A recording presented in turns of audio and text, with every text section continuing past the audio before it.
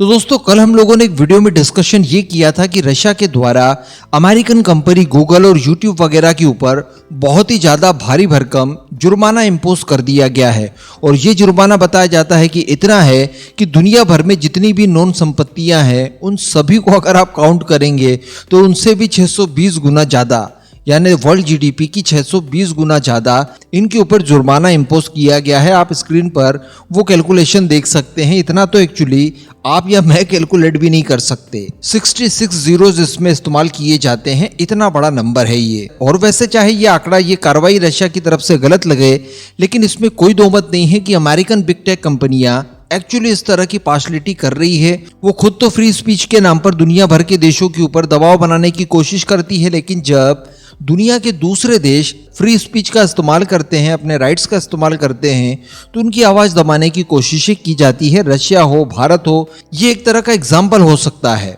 लेकिन दोस्तों इसी बीच खबर निकलकर ये आ रही है कि अमेरिका द्वारा एक बहुत ही बड़े स्केल पर कार्रवाई की गई है, जिसमें दुनिया भर की कुल 400 कंपनियों को लपेटा गया है। और बताया ये जा रहा है कि इसमें भारत की भी 19 कंपनियां और साथ ही 2 भारतीय नेशनल्स को टारगेट पर लिया गया है। इसके चलते हुआ ये है कि इनके ऊपर अमेरिका द्वारा प्रतिबंध लगा दिए गए हैं। और जितनी कंपनियों के ऊपर प्रतिबंध लगाए गए हैं टोटल 19, इनमें से 4 कंपनियों के बारे में जानकारी स्वयं अमेरिका के स्टेट डिपार्टमेंट की तरफ से दी गई है, यानी वहां के विदेश मंत्रालय की तरफ से। तो मामला गंभीर है। वैसे तो अभी तक आप समझ ही गए होंगे कि अमेरिका के अंदर आने वाले 2-4 दिनों में इलेक्शंस हैं। ऐसी परिस्थिति में ये लोग अपनी मसल पावर दिखा रहे हैं कि देखिए आप, अमेरिका के अंदर जो जो बाइडेन एडमिनिस्ट्रेशन है वो कितना मस्क्यूलर है। अपनी नीति और अपने देश के खिलाफ जाने वाली किसी भी कंपनी जो कि किसी भी देश से बिलोंग क्यों ना करती हो, उनके ऊपर कार्रवाई करने में बिल्कुल भी पीछे नहीं हटता। तो चलिए आगे जानते हैं इन सब के बारे में। आप बस अपने खुद के इस चैनल को सब्सक्राइब जरूर कर दीजिएगा। तो देखिए, प्रतिबंध लगाने के पीछे का आधार यही बताया गया है कि इन सारी कंपनियों ने रशिया यूक्रेन वॉर के दौरान रशिया को फायदा पहुंचाया है। इनमें भारत की कंपनियां, चाइना की कंपनियां, मलेशिया की कंपनियां, थाईलैंड, टर्की और यूएई जैसे देशों की कंपनियां और उनके नेशनल्स शामिल हैं। अब मीडिया रिपोर्ट्स के अनुसार बताया ये जा रहा है कि भारत के दिल्ली की एक कंपनी एसएन एविएशन के डायरेक्टर विवेक कुमार मिश्रा और साथ ही सुधीर कुमार जी के ऊपर अमेरिका द्वारा सीधे सीधे प्रतिबंध लगाया गया है। ये वो 2 भारतीय नेशनल्स हैं जिनको प्रतिबंधित किया गया है अमेरिका द्वारा।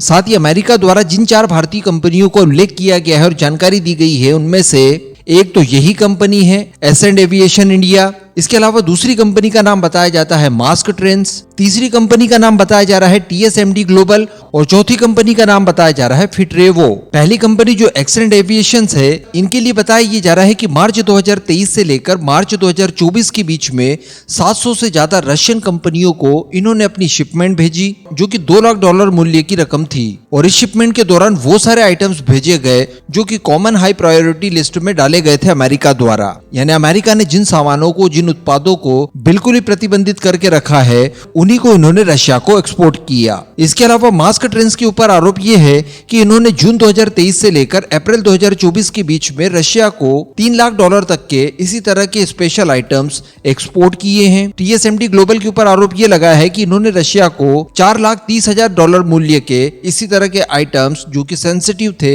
इनको एक्सपोर्ट किया है। जबकि जो चौथी कंपनी है जिसका नाम फ्यूटरेवो बताया जाता है, इन्होंने $1.4 मिलियन के इसी तरह के सेंसिटिव आइटम्स रशियन कंपनियों को एक्सपोर्ट किए, जिसमें इलेक्ट्रॉनिक्स कंपोनेंट भी शामिल थे। और ये सप्लाई इनके द्वारा की गई थी जनवरी 2023 से लेकर फरवरी 2024 के बीच में। तो इसी वजह से इनको प्रतिबंधित किया गया है। इससे पहले भी कुछ भारतीय कंपनियों के ऊपर प्रतिबंध लगाए गए थे। हालांकि यहाँ पर भारत के ऊपर प्रतिबंध लगाने से पहले अमेरिका इस बात को विशेष तौर पर ध्यान रखता है कि किसी भी तरह से इसका असर भारतीय सरकार के ऊपर ना पड़े। वो किसी भी परिस्थिति में ऑफिशियली भारत के साथ रिलेशनशिप खराब नहीं करना चाहते, क्योंकि मैं आपको पास्ट में भी बता चुका हूँ कि अमेरिका भारत के ऊपर लाख आरोप लगाए और भारत के खिलाफ लाख साजिशें क्यों ना करे। ऑन पेपर अगर बात की जाए तो नॉन नेटो देशों में भारत अमेरिका का सबसे मजबूत अलाई है। तो अब ये कागज की मित्रता कितने समय तक चलेगी ये तो समय बताएगा, लेकिन भारत द्वारा एक गोल्डन अपॉर्चुनिटी को मिस कर दिया गया है। आप सभी को याद होगा 2 दिन पहले मैंने आपको एक वीडियो बनाकर बताया था कि भारत द्वारा अमेरिका की जनरल इलेक्ट्रिक के ऊपर मल्टीपल टाइम जुर्माने ठोके गए हैं। और इसके पीछे का कारण ये है कि इन्होंने तेजस में इस्तेमाल किए जाने वाले इंजन्स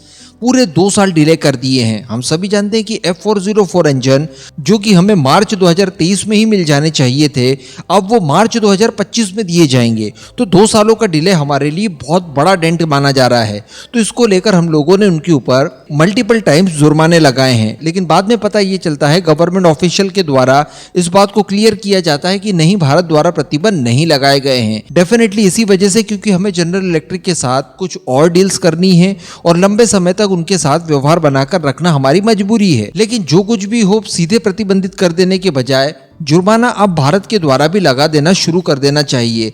जो भी अमेरिकन कंपनी भारत के हितों के खिलाफ कोई भी काम करती है तो उसके ऊपर प्रतिबंध हर हाल में लगा देने चाहिए, क्योंकि यहाँ पर जिस तरह से अमेरिका का रवैया है उसे बताना होगा कि एक दूसरा देश भी कोई ऐसा है जो कि इसी तरह की कार्रवाई करने में विश्वास रखता है।